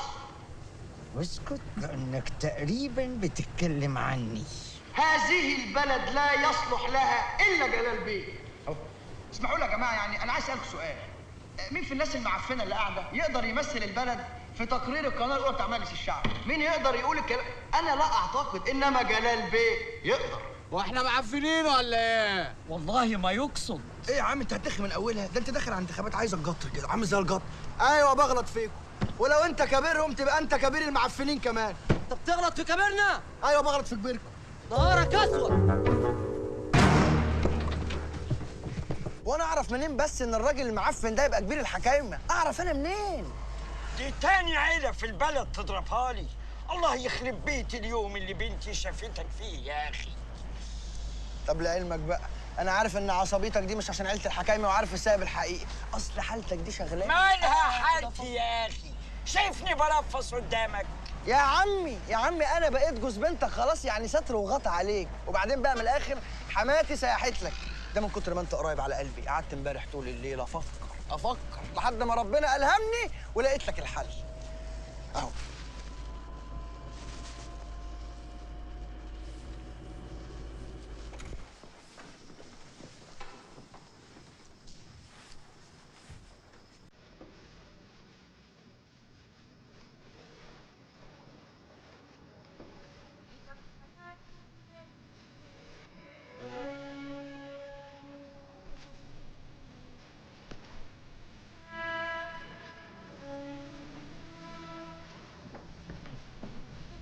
مين اللي مات؟ سهى. قتلتها؟ سهى ما اتصلتش لحد دلوقتي ومش هتتصل. ايه؟ لعلمك يا عمرو، انت تلاقي سهى دلوقتي بتتقطع زي ما انت بتقطع وبتراجع كتاب حياتها بالملي زيك. بس انا عايزك تجمد كده عشان ما تضيعش كل اللي بنيناه. ها؟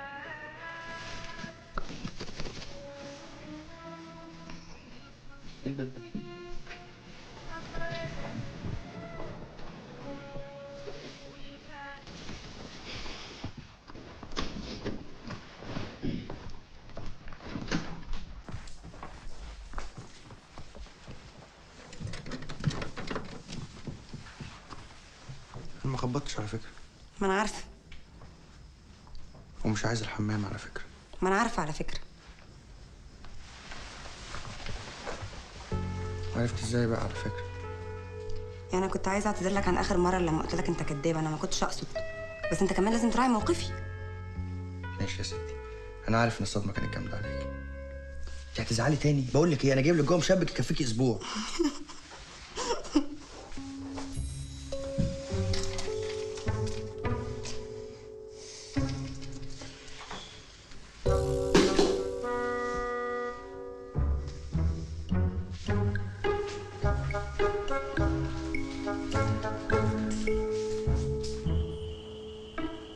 مش عارفه احكم يا ريت اذا كنت غلطت ولا لا، لاني لغايه دلوقتي مش فاهمه اي حاجه. لسه زي ما بيقولوا تحت تاثير الصدمه. يمكن لما فوق هبدا اعرف. عادي، كلنا بنغلط. انا مره كنت بحب واحده واحنا في الجامعه. كنت متخيل بقى الحب الافلاطوني ده، حب الحياه. وبعد ما اتخرجنا بشهرين 3 اتجوزت اول واحد جاهز. عادي، اكيد بنختار حد غلط في حياتنا يعني. ايوه بس انت كده ما اخترتش غلط، ظروفك هي اللي كانت وحشه. انت عارفه ان انا ضحكت على نفسي بالجمله دي لحد ما صدقتها. يعني مثلا وانا صغير كان نفسي اطلع لعيب كوره كبير ومشهور، مع اني عمري ما عرفت العب كوره. حتى بعد ما خلصت ثانويه عامه ودخلت جامعه مش قد كده، وقعدت اشكي حظي واقول اشمعنى انا، مع ان برضه عمري ما ذاكرت بجد. لعلمك في ناس كتير ظروفهم اوحش مني بس حالهم احسن مني. يعني ما بيرموش كل حاجه على الظروف. تخيل انا كمان زيك،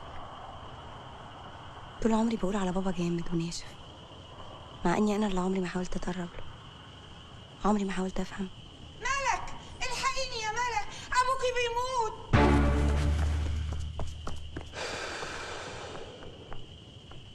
ساعات العند بيخليه.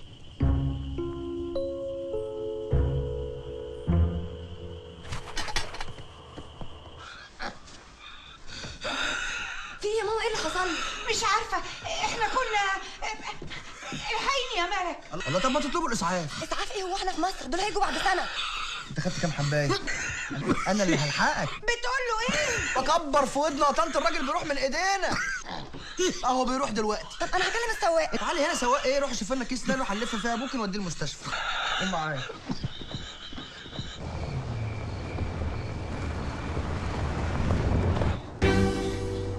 حاسب حاسب حاسب.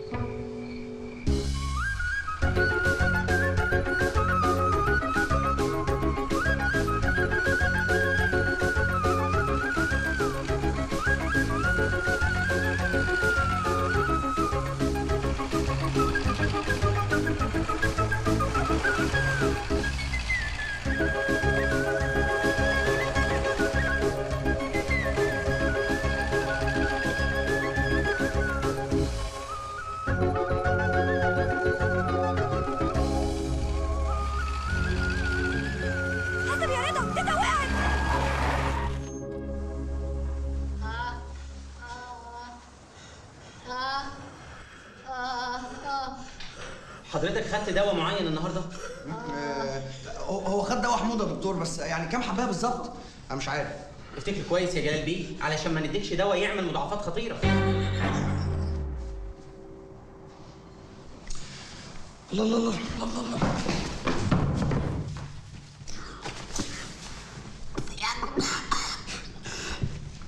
مش عارف كل لما اركب جرار تحصل لي حكايه الدوخه دي.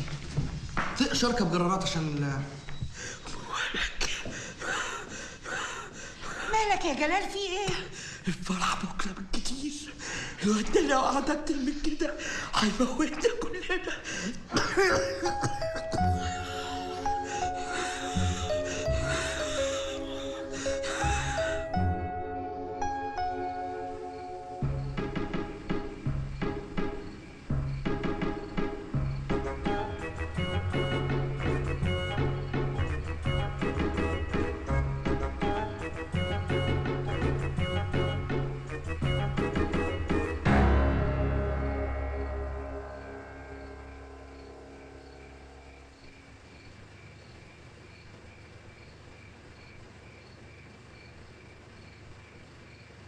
عجبك يا فالح؟ اهم اعيان البلد وكباراتها قطعوني بسبب عمايلك. الله يخرب بيت دي جوازه يا اخي. الله الله الله، في ايه؟ في ايه يا عمي؟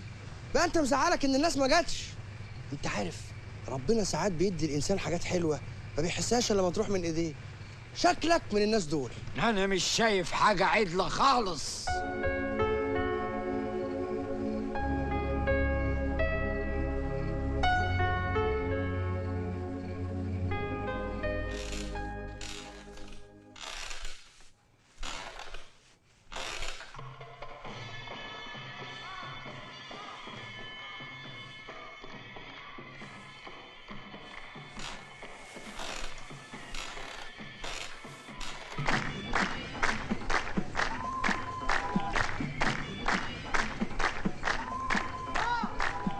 ربنا يخليك لينا يا جلال بيه. مش عارف اشكرك ازاي يا جلال بيه. مش شكيل على الشهريه يا جلال بيه، ايه ربنا يعمل خير. يكفيك شر المره زي ما اديتنا حقنا جزا المره دي. بس يا جماعه، الارض دي قبل ما تبقى ارض جلال بيه ارضكم. يعني كل ما تدوها كل ما الراجل الطيب ده هيديكم بالجزمه، كل ما الارض هتديكم. وسمعني سلام الموت علينا حق.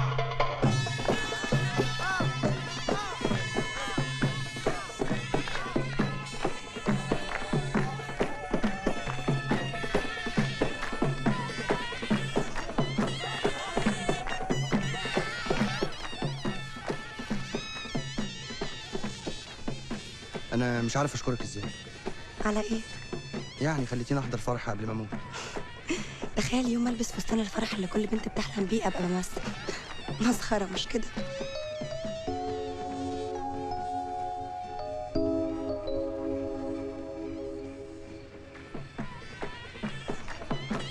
سهى مش معقول. انا قلت ما ينفعش ما احضرش فرح مالك مهما كنت زعلانه منك.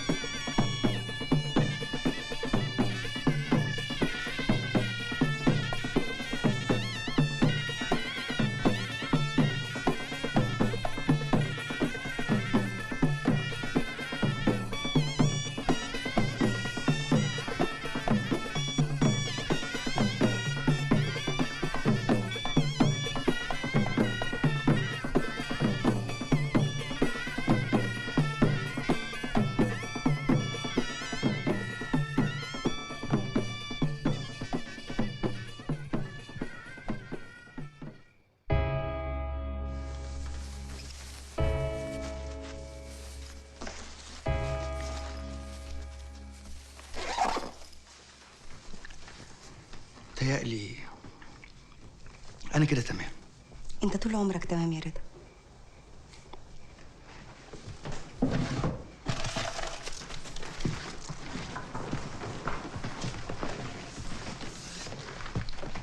الفلوس اللي احنا اتفقنا عليها، ولو ان كل فلوس الدنيا ما تكفيش اللي انت عملته معايا. انا بجد متشكره قوي.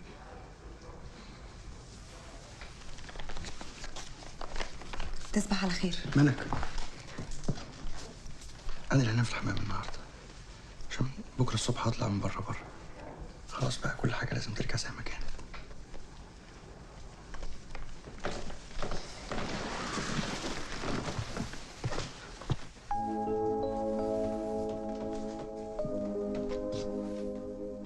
على فكره انا اسف اني قلت على ايمن انه حيوان. حتى الحيوان بيقدر النعمه لما تجيله.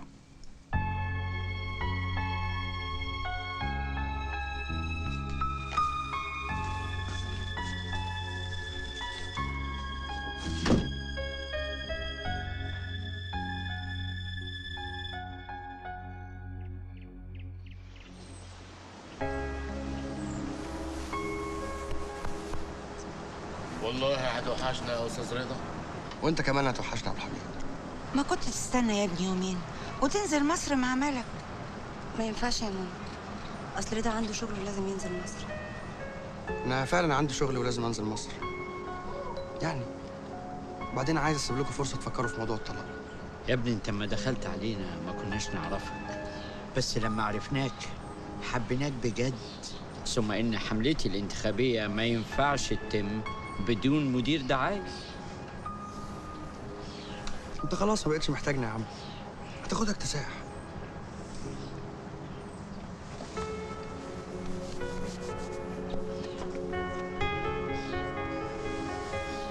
هتوحشنا والله يا رضا. ربنا يخليك يا حاج، ما تنسيش تبقى تدعي لي ربنا يسترها معايا. طول ما انت بتصلي الفجر في ميعاده ما تخافش من حاجه ابدا.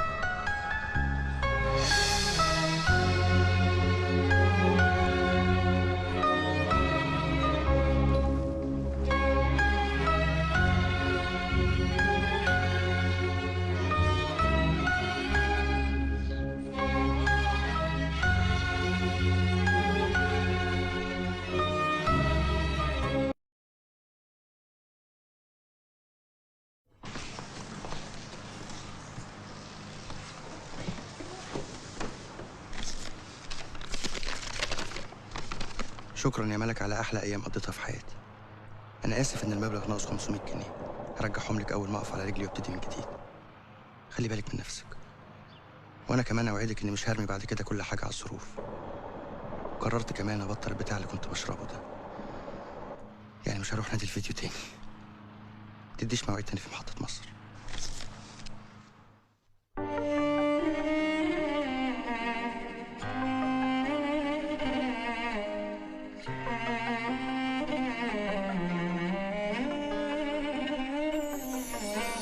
خلصت الحكاية وخلاص احنا في آخرها، وصلنا للنهاية وبالخير افتكرها. خلصت الحكاية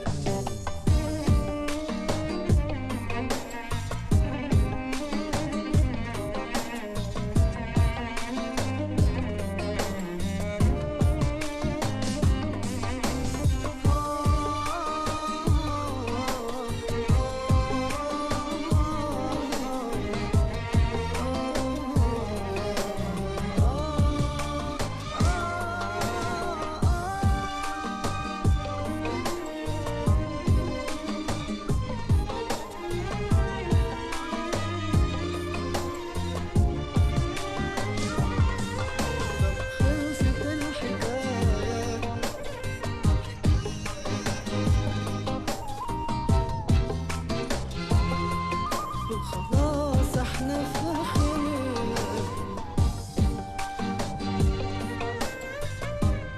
ايوه كاكا.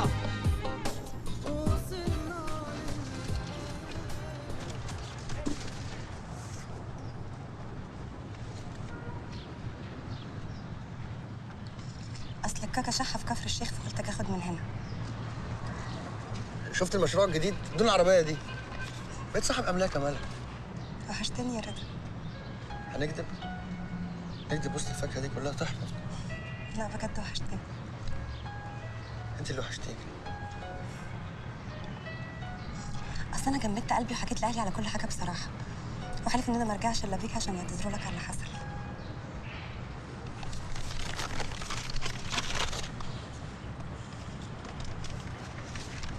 مالك